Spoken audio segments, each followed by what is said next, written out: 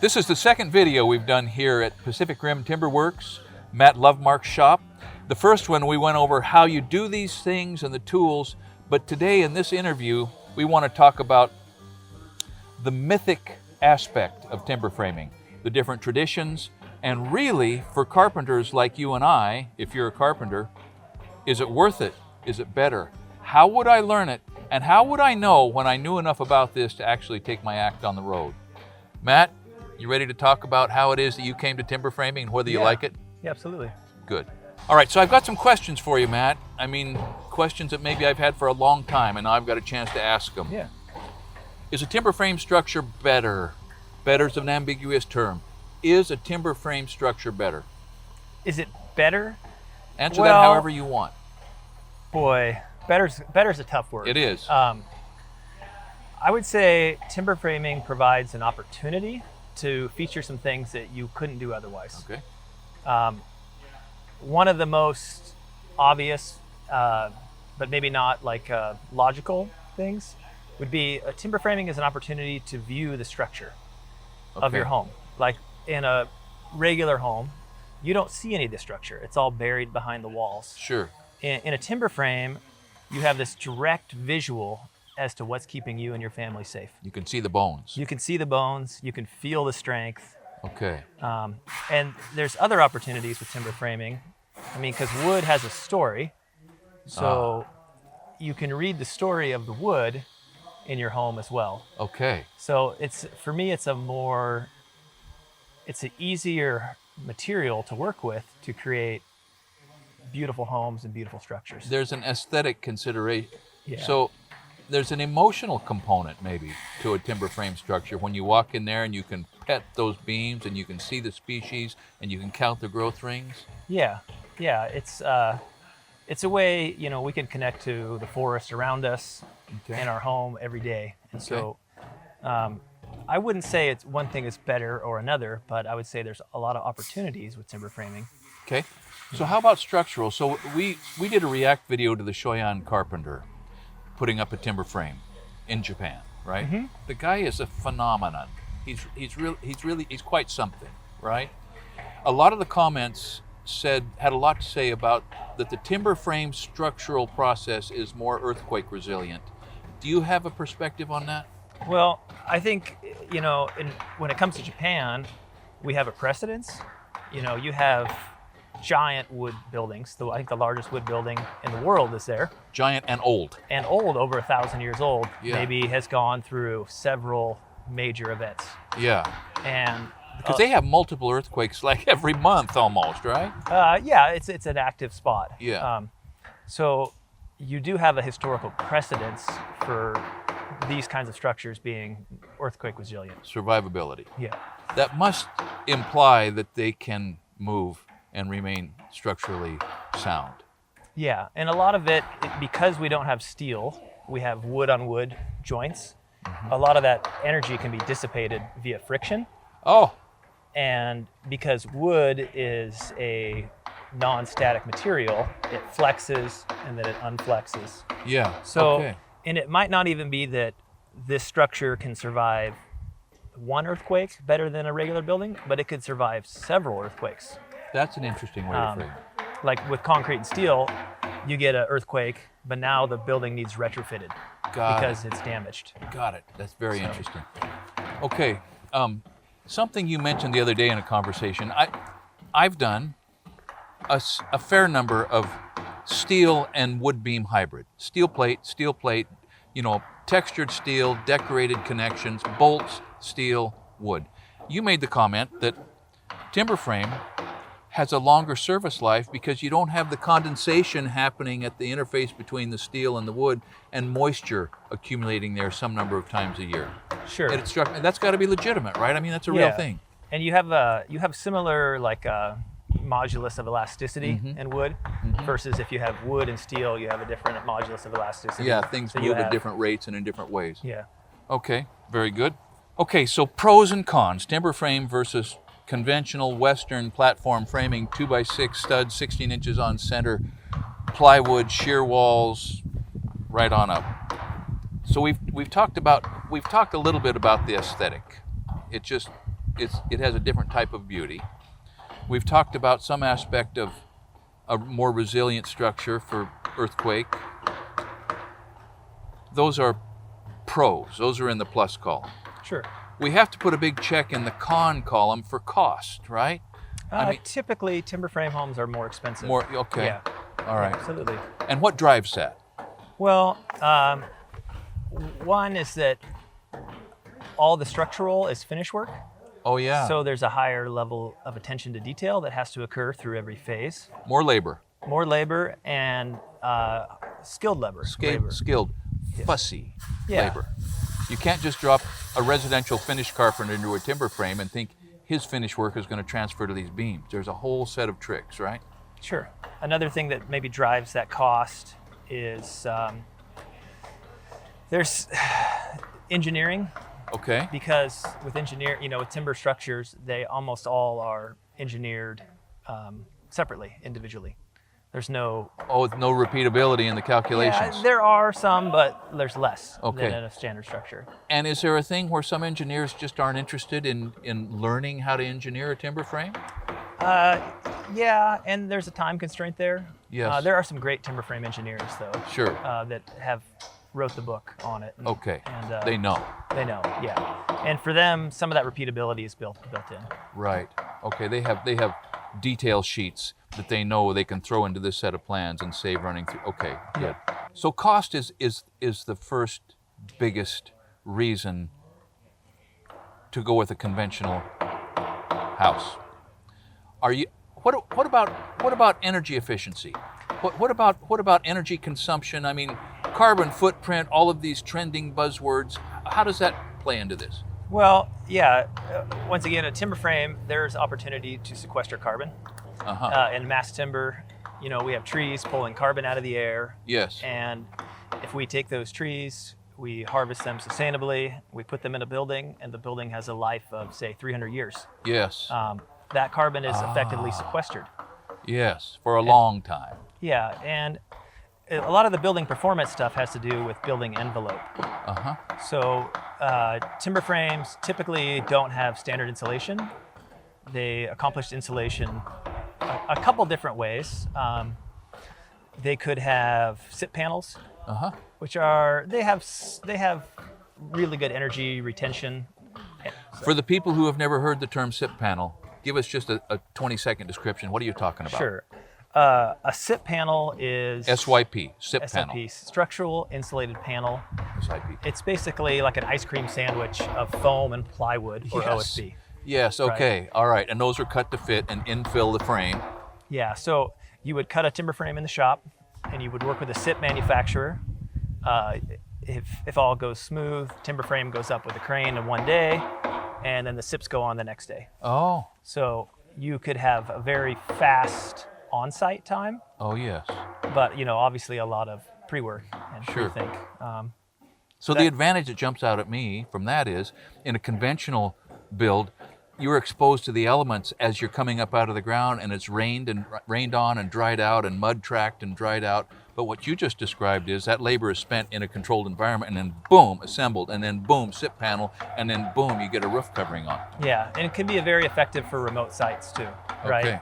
Like you don't have the ability to have carpenters there driving every day, Sure. This stuff could come in and be put up short order and be roof ready. Interesting. So. Okay, very interesting. Anything else that you would like to say about sustainability or energy efficiency or anything like that? Yeah, I mean, a part of the big draw of timber framing is that you can create a building that's meant to last for hundreds of years. Yeah. That has a style that doesn't get old. Right. It's not subject to trends. Yeah, it's kind of like the timeless build. Yeah. Thought, you know. All right. So now the question that is on my mind, and perhaps on yours, how do you learn this? Start this by telling us, how did you learn this? Because I know that you also do other types of carpenter work. You and Eric just rebuilt Ken Jordan's fire damaged shop and did a spotless job on that, by the way. Thank you for that. Oh, thank you. Yeah. So you obviously in Southern Oregon have to do things other than just timber frame. Sure, yeah. How did you learn to do the timber frame? I became interested in timber framing I was building furniture actually out of unique pieces of wood.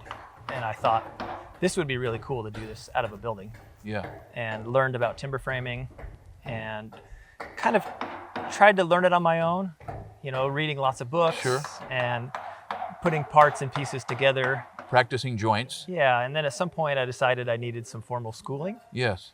So I attended Island School of Building Arts in Gabriola, BC. Island School of Building Arts in Gabriola, British Columbia. Yep. Wow. And so I did a 1-month coursework in post and beam construction. And learned the basics there and became interested in looking for full-time employment as a timber framer. Okay, so that was time well spent? Yeah, absolutely. Okay. Yeah, it kind of just gave me the confidence to move forward. I can go out and go to work on a crew. Yeah. And yeah, you learn a lot, and a lot of that stuff I still use. Yeah. Absolutely. Cool. All right. So then you went out and started working. Yeah, I looked for a job, and I just happened to find a company that was doing what I was interested in, where I needed to be. Okay. So I apprenticed for a company called Santa Cruz Timberframes. Santa Cruz Timberframes? Yep, out of Santa Cruz, California. Sure, because there were waves there and an ocean, and you were still surfing. Correct. Okay. Yeah. All right, keep going. And so, I kind of weaseled my way into an apprenticeship through some badgering and hire me, and you kept it up till they did. Yeah, exactly. Yeah. Boom. Did you hear that? If you're young people, regardless of the internet and online applications, you can still find a good job by just hounding them until they give up and hire you, right? Correct. Yeah. Okay, go ahead. I think I wrote about 6 different cover letters. It's funny. Yeah. And then finally, the last one I wrote, I was like, oh, I don't know a lot about timber framing, but I can cut trees and I can build fence and I can run equipment. And they were like, that's the guy we need. Yes, yes. So, a little bit of a redneck, broad general category of information. Yeah, so, but that company focused on residential homes built in the Japanese timber framing style. Okay. And while I was with them, they began doing all these barns as well. But the whole focus of that company was sustainability in California redwoods. Oh, boy. And so we worked out of and operated off a 20-acre forest and cut frames from that forest sustainably for many years. And it never depleted. It actually improved the health of it. Yeah. Wow. But that's kind of a separate story. Sure, separate story, which we may revisit sometime. So how long did you work there? I worked there almost 4 years. Long enough to where you had the skills in your hand? Boy, in retrospective, if I could have, I would have worked there longer. Just because there was so many parts and pieces missing after just 4 years of study. That you had to learn the hard way. The hard way on my own, yeah. The absolutely. hard way. All right, so when you were learning this, after the BC course and then Santa Cruz people, redwood, sustainable, were you consistently joining sawn beams, or were you incorporating some natural live edge type of material like we see you doing here, where you're dissimilar woods, dissimilar shapes into a seamless structure? Yeah, I would say both. I would say the majority of work happens with straight sawn wood. Yes. It's simply easier to use than the curved stuff. We did do one frame in Santa Cruz where we did a traditional Japanese roof, like a farmhouse. It's just called Minka style. Yes. And it used curved madrones. Okay. So a very unique structure. With big arches. Radically stacked. curved. Yeah, very radical curved. And but that was kind of a project for the carpenters. Oh, yeah. It was a learning project and like a labor of love, so much more than like a commercial. Okay, so everything about timber frame can be thought of as a labor of love, can't it? Certainly, yeah. Certainly. Yeah, it's not a like a way to get rich. I don't believe. So it's lower on the practicality scale and higher on the fulfillment scale. As far as a career. As a career. Yes, I believe so. Matt told me about 2 months ago we had a gathering here of like-minded souls. And we were talking about the reality of trying to make a living in Southern Oregon as a general contractor, which I've done for 30 years. Not easy. And he said, I'll tell the joke. He said, what's the difference between a timber framer and a large pizza? A pizza will feed a family of 4. Okay, that's dark humor, but true, isn't it? It's I told that to another timber framer recently. He said, that's a joke I've known my whole life, even though I've never heard it. Classic. And part of that is living in Southern Oregon, right? I mean, sure, it's Appalachia of the West, right here. We're living in Appalachia of the West, my opinion. Sure, okay? that sounds. But still, you do tracks. it because you love it so much you can't think of not doing it. Yeah. Fair enough. All right, let's talk about the history of timber frame. You have educated me somewhat. We've got the Japanese tradition, so elegant, so perfect. We've got the European Fachwerk. Is that the German pronunciation of those things? I don't remember. I'm not sure, honestly. It's something like that. I have German friends that'll correct me on this. And then we have the colonial American tradition and probably others. Mm-hmm. Talk to me about these traditions, including poor people using curved wood because they couldn't cut the king's pines.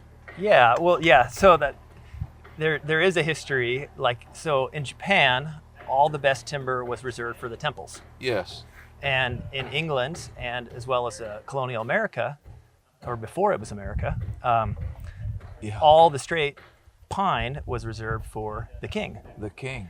Masts. Yeah, for mast, correct. Shipbuilding. Yeah. And so you do have this history of the curved and unwanted pieces being more like the residential structures. Yeah. And so, the residential structures were humble. Can we just say Yeah. humble? But they could make it happen with whatever was growing around the footprint of their dwelling, right? Correct, yeah. And well, like some of the barns, like from early America, Yeah. there's 30 species in the barn because Wow. it's whatever's closest to the barn site. Yeah, It's yeah. like it's Make the logging easy. stuck there, yeah. And they're clearing the fields anyway. And so, Yeah. I know that right here in Douglas County, my cousin, Mike Wadsworth, is an architect, and he did his master's thesis, I think, on barns in Douglas County. There are some interesting timber frame barns here, aren't there? There are, yeah. Yeah.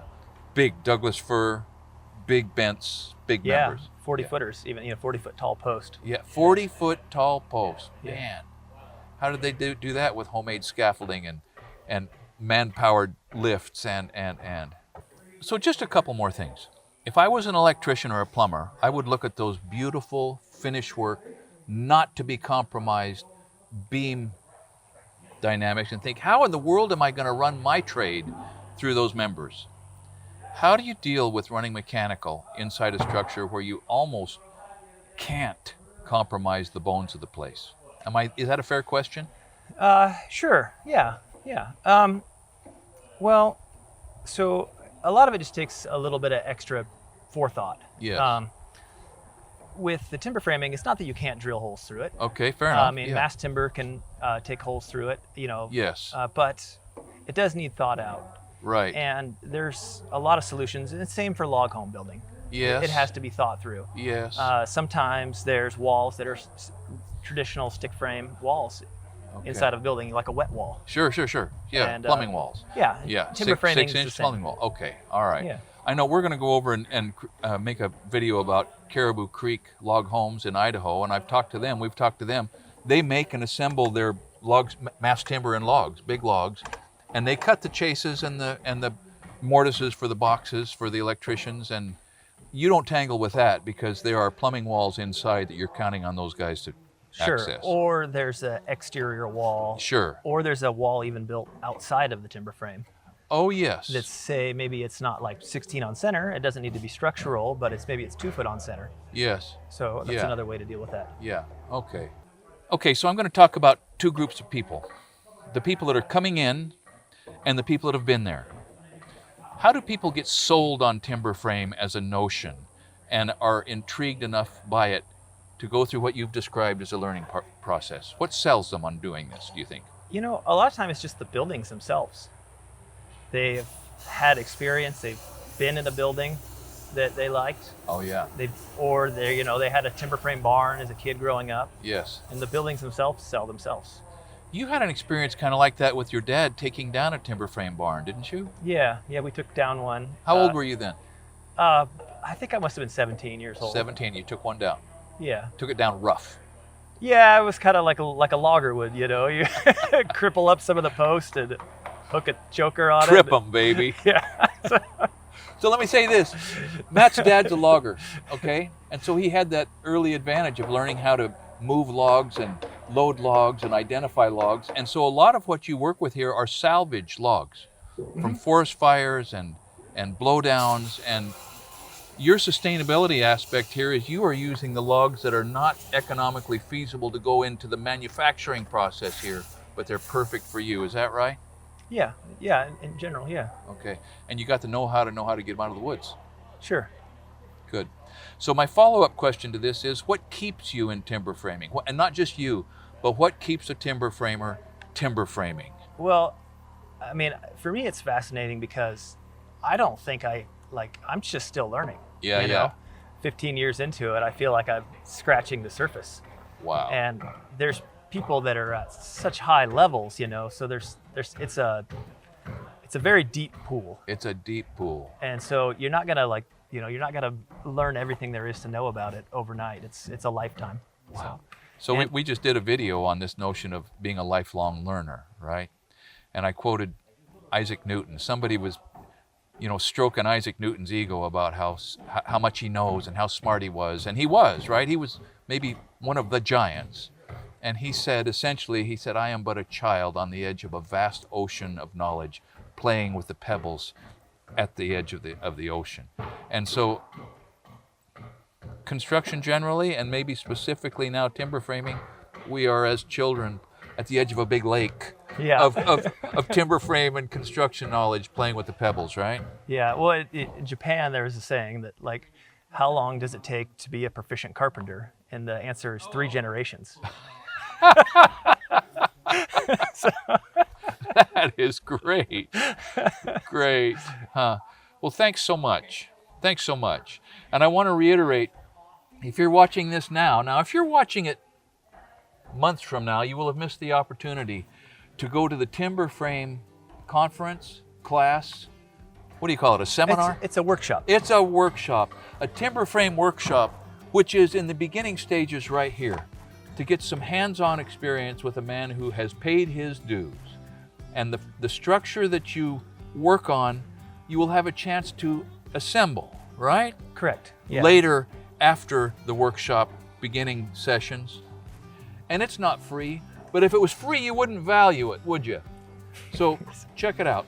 Go to his website, get the information, and maybe I'll see you there.